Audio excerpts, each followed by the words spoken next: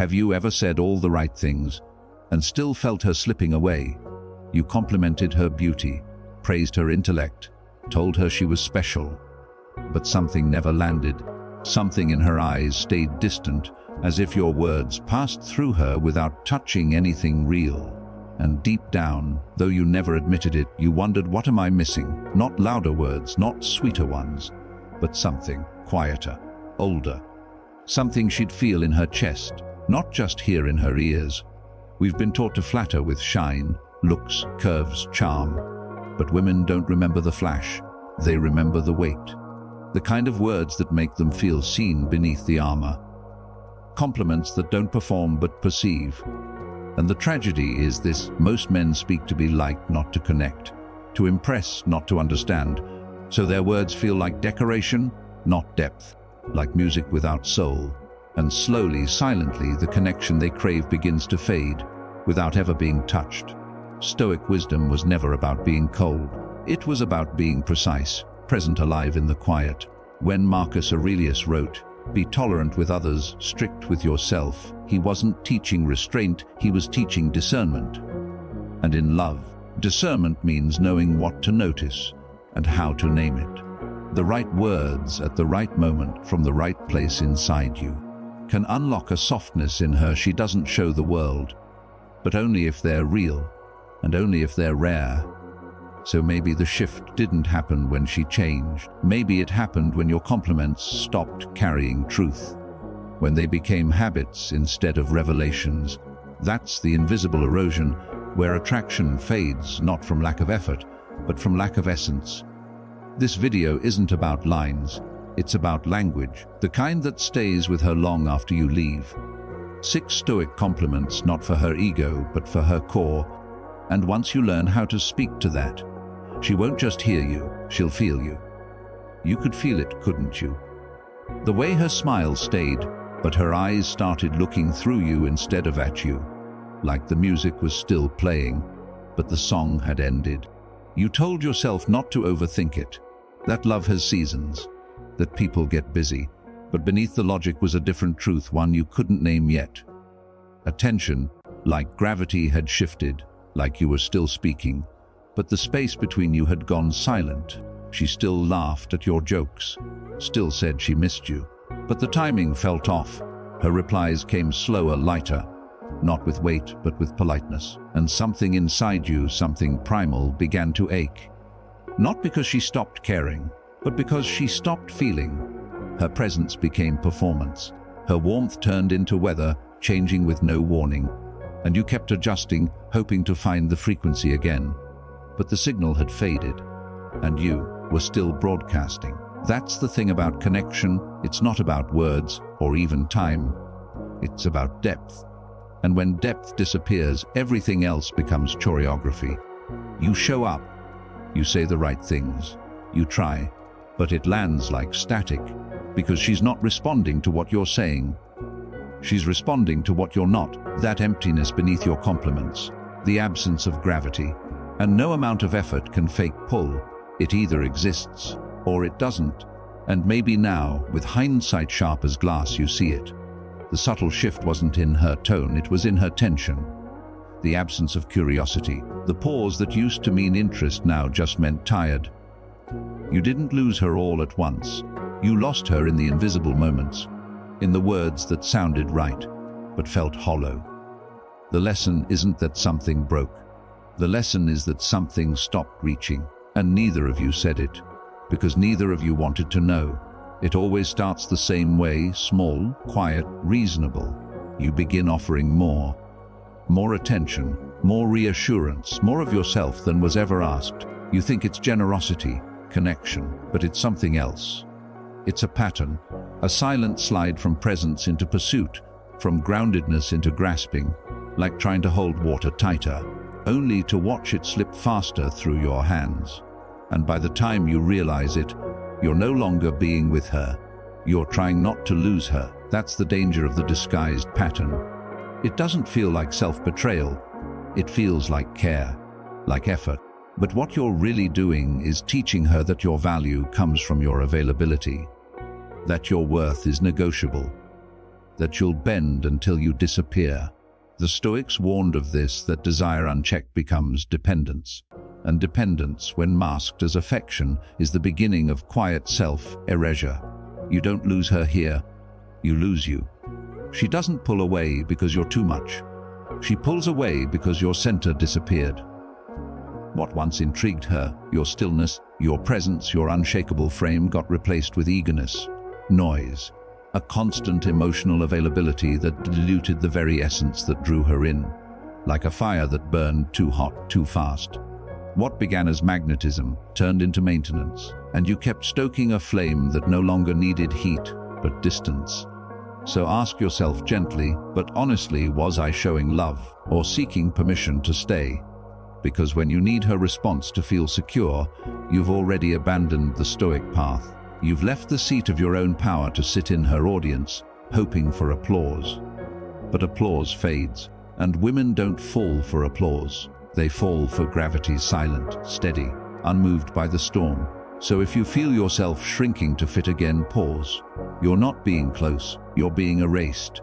There is a silence that pushes people away, and a silence that pulls them in. The first feels hollow, like absence dressed as retreat. The second feels electric, like stillness that knows. Most men confuse the two. They go quiet out of fear, hoping she'll lean in. But true Stoic silence doesn't beg, it waits, not passively, but fully present.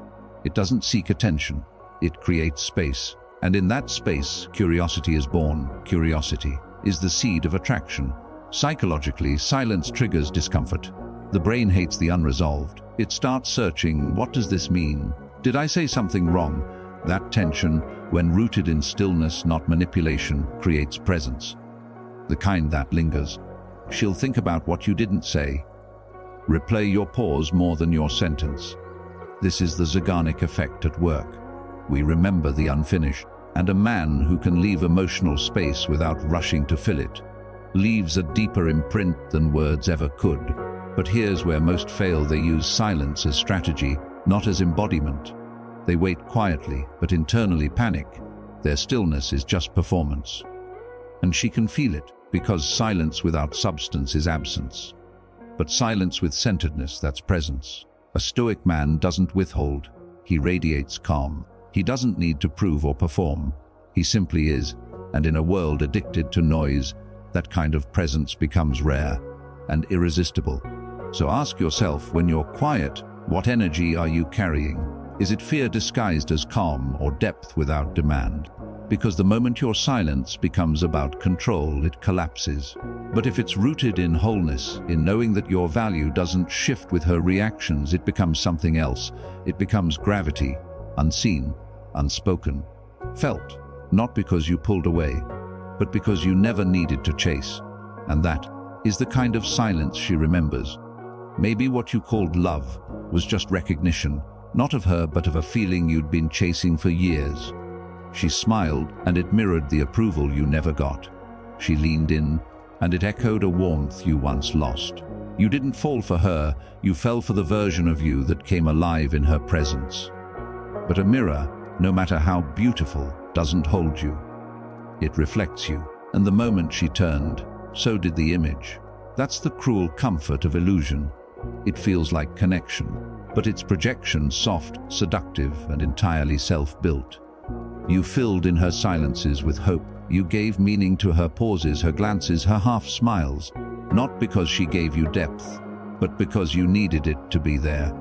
And the Stoics warned of this, that pain often arises not from events, but from our expectations of them.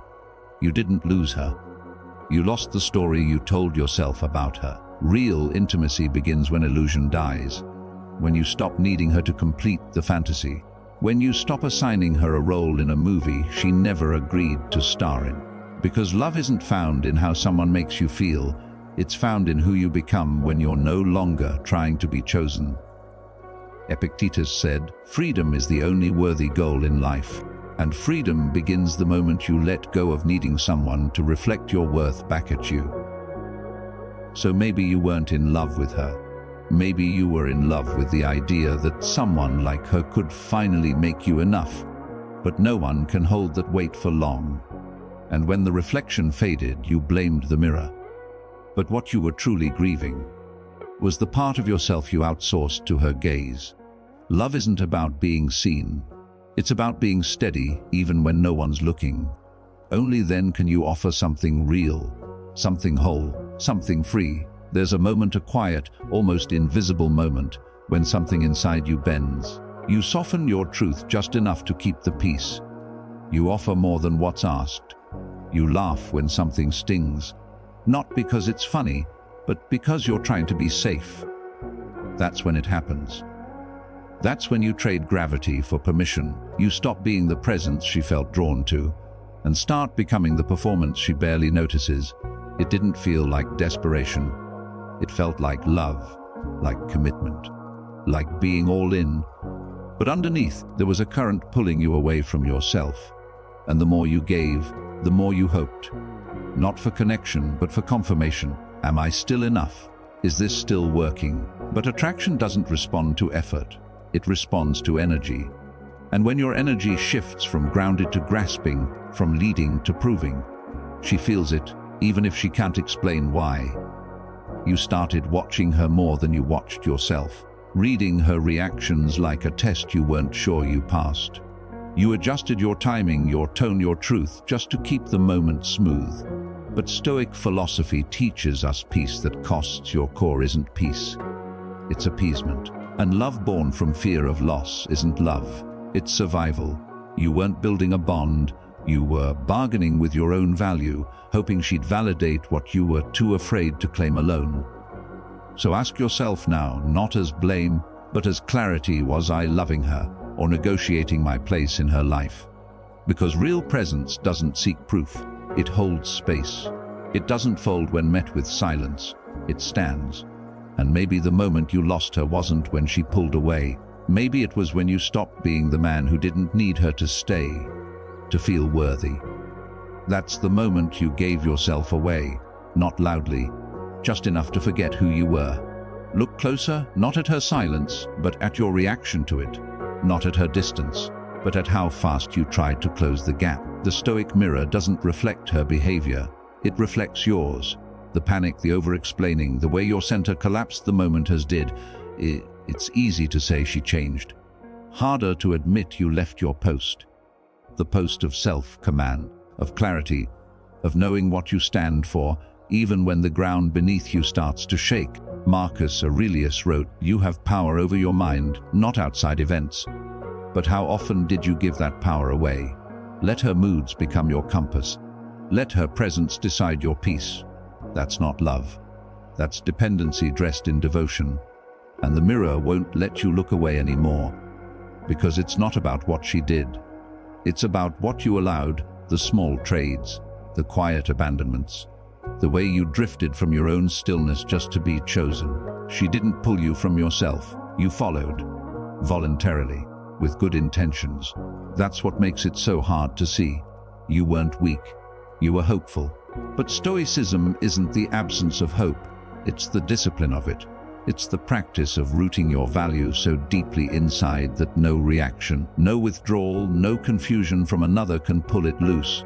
You are not what she sees. You are who you remain when no one's looking. So now the question turns inward. Are you mastering your emotions, or are they mastering you? Epictetus taught that we suffer not from what happens, but from our judgment of what happens. You weren't broken because she stepped back. You unraveled because your self-worth was tied to her staying close. But this is your return, not to control her, but to reclaim yourself. The mirror doesn't lie. It only waits for you to stop running from your reflection.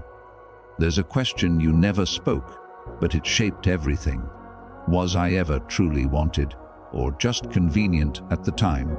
You didn't ask it out loud, because the answer might have shattered something you weren't ready to rebuild. So you buried it, beneath logic, beneath effort.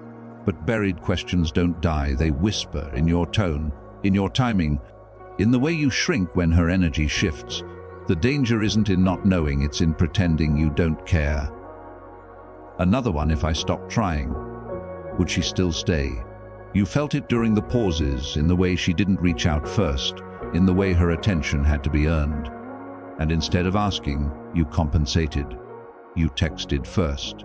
You smoothed every rough edge. You became pleasant when what you needed was honesty. But Stoics don't fear the answer. They face it, because it's not her silence that ruins you, it's yours. The silence you keep from yourself. You think unspoken means forgotten. It doesn't, it means unconscious. And what stays unconscious doesn't disappear, it directs. Every compliment becomes a test. Every silence becomes a threat. And without realizing it, you build relationships around proving, not being. Around chasing safety, not sharing truth. Epictetus warned, if you want to improve, be content to be thought foolish. And maybe the most foolish thing is trying to outrun the questions that live inside you. So what if you finally asked them, not out of desperation, but clarity? Why am I always the one adjusting? What am I trying to protect?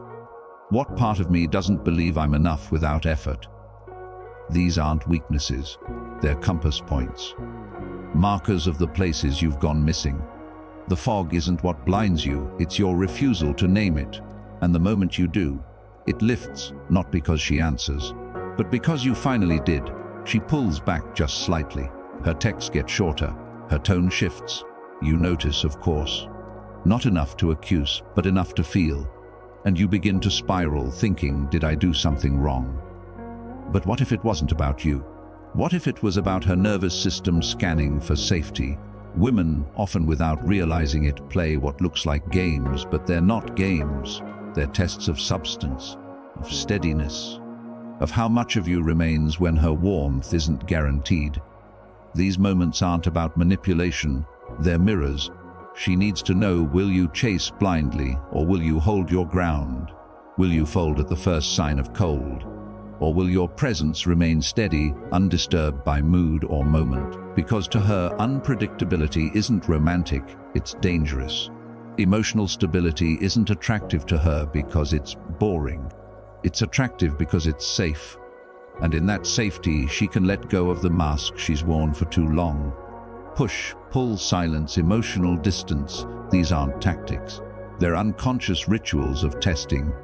A woman needs to feel the texture of your presence, not through your words, but through how you hold yourself when things get unclear.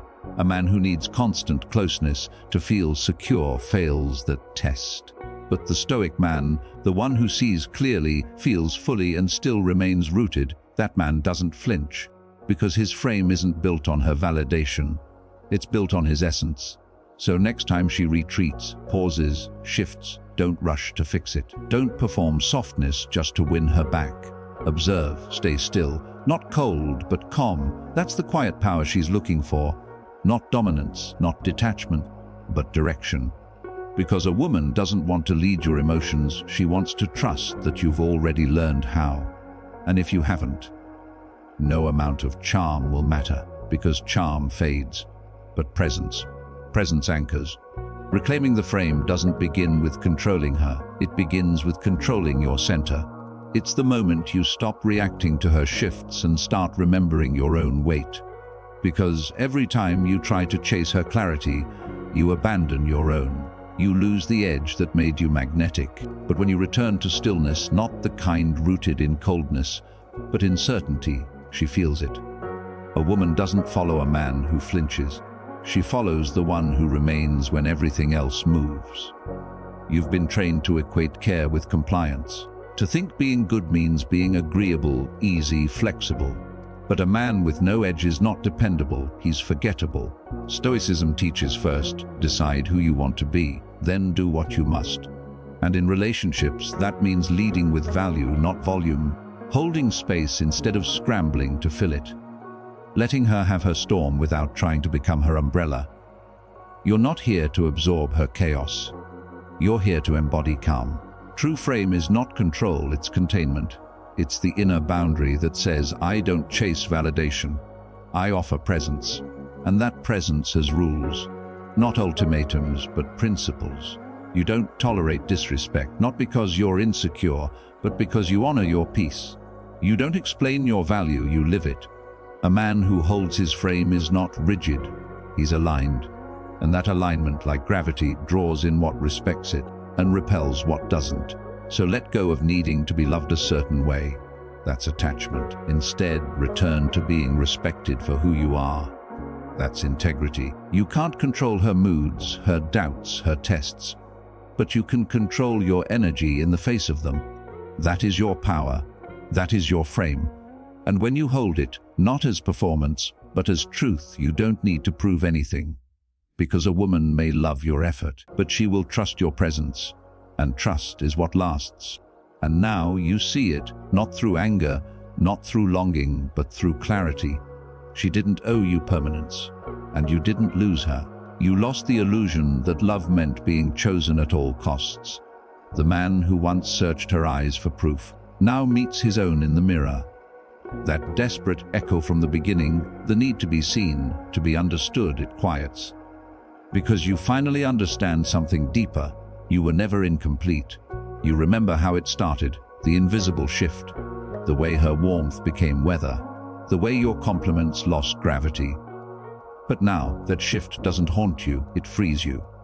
Because you no longer look for yourself in her reactions. You look for yourself in your stillness. Like the oak that bends in the wind but does not break, her silence is no longer a storm, it's just wind, and you're still standing. There's peace in no longer needing to be right, no longer needing to be heard to feel whole. What once felt like distance now feels like space to return to yourself, not to retreat. You realize now the most powerful presence isn't the loudest. It's the one that doesn't waver when others do. Marcus Aurelius said, "If you are distressed by anything external, the pain is not due to the thing itself, but to your estimate of it. And your estimate has changed. So you breathe deeper, slower, not to calm down, but because there's nothing left to chase. The man who needed constant affirmation has left the room. In his place stands something quieter, but stronger. And you smile, not because it all made sense, but because it no longer has to. You're no longer speaking to be heard. You're no longer performing to be kept. You're just here. Fully. Finally. And that is enough. It began with a question you didn't know you were asking. Why does it feel like I'm losing her? Even when she's still here. You thought it was timing, communication, chemistry. But what unraveled wasn't her affection, it was your center. Slowly, quietly, you stopped speaking from presence and started speaking from fear. And with each unspoken need, each overextended reach, the gravity shifted, not between you and her, but between you and yourself. You gave more, hoping to be chosen. You softened your voice, hoping not to scare her off. You waited for a sign, any sign, that what you were offering still had weight. But the more you tried to keep her, the less you kept of you. Until one day, you realized it wasn't about being wanted. It was about not being abandoned by your own reflection. And that's when the story turned. Not with her return, but with yours. You began to hold your silence differently. Not as punishment, but as peace. You began to see that boundaries weren't walls, they were mirrors. And in those mirrors, you didn't see a man trying to win her back. You saw a man remembering that love without self-respect is just dependency in disguise. You didn't need more words, you needed fewer compromises. Not to become harder, but to become whole. So here you are.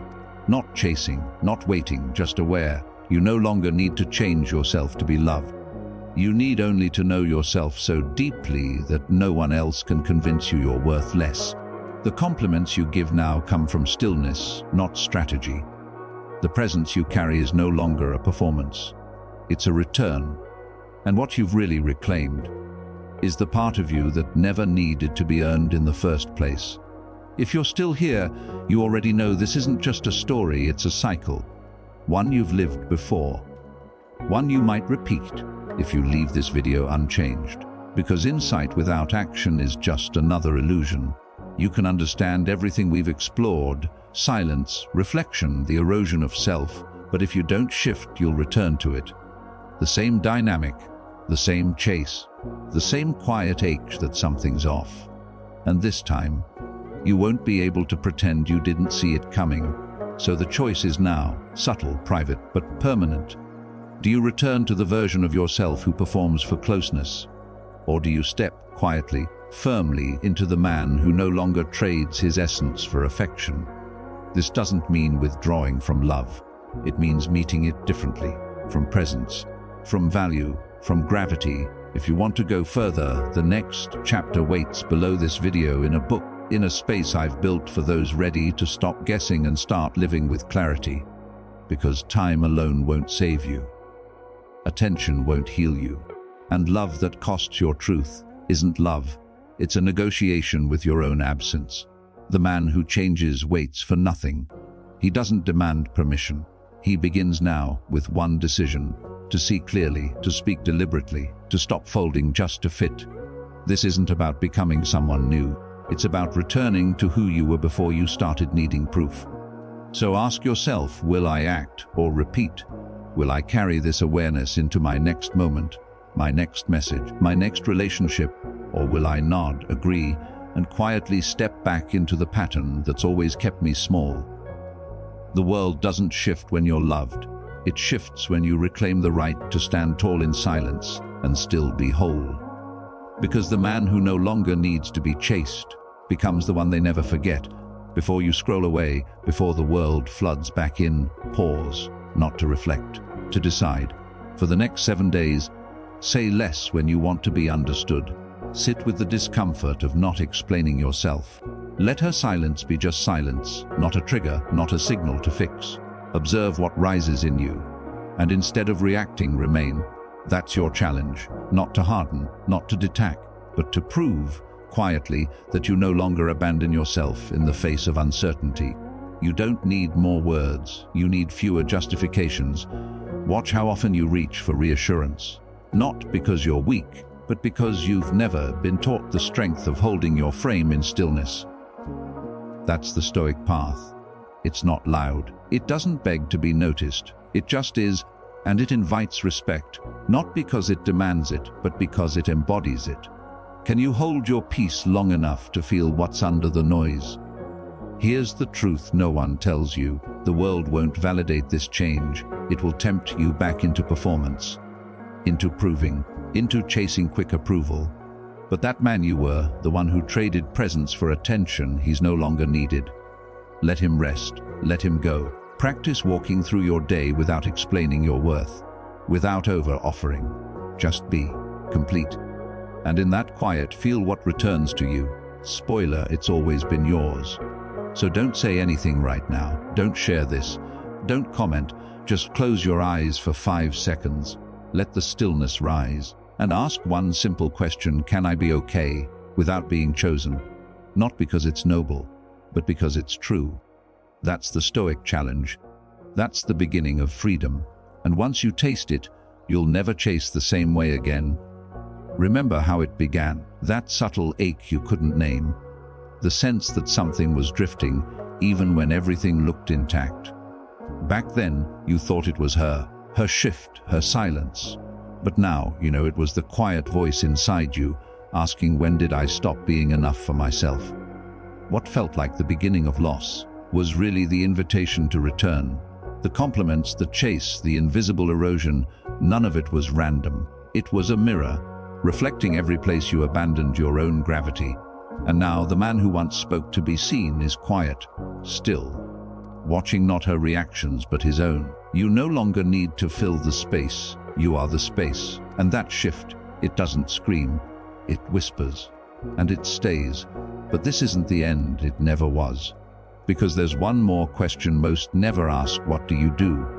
When you've finally come home to yourself, and she returns not with words, but with softness, with curiosity, with the echo of the very silence you once feared. That question, how do you receive love when you no longer need it to survive? That's where we go next. Until then, stay still, speak slow, and hold your frame like the oak in winter, bare but never broken. What began as a crack in the connection became a doorway back to you. And the man she remembers won't be the one who needed her to stay.